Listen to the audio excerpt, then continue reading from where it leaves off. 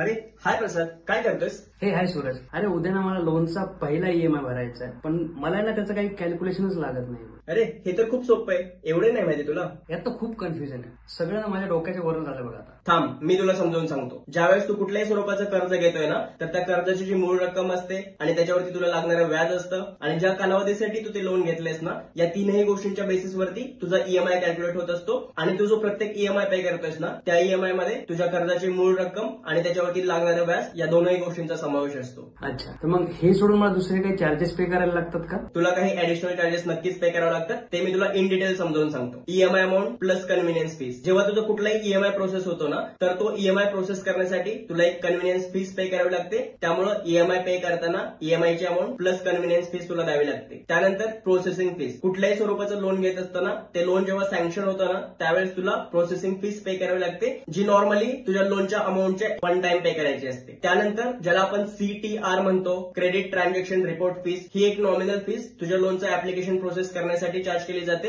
आणि ती सुद्धा वन टाइम तुला पे करावी लागते. Okay fine. फीस तुझ्या सगळ्या सांगितलेस मला, त्या मला कधी भरायला लागणार? ओके, तुझी कन्व्हिनियन्स फीस, प्रोसेसिंग फीस आणि सीटीआर हे तीनही चार्जेस तुला वन टाइम पे करायचे. त्यामुळे तुझ्या लोनच्या पहिल्याच महिन्यामध्ये तुला ते पे करावे लागतात आणि त्यानंतर तुझे ईएमआय पे करशील ती तुझ्या ईएमआयची रेग्युलर अमाऊंट असेल, ज्याच्यामध्ये प्रिन्सिपल अमाऊंट प्लस त्याच्यावरचं व्याज या गोष्टींचा समावेश असतो आणि या पद्धतीने तुझा ईएमआय कॅल्क्युलेट होत असतो.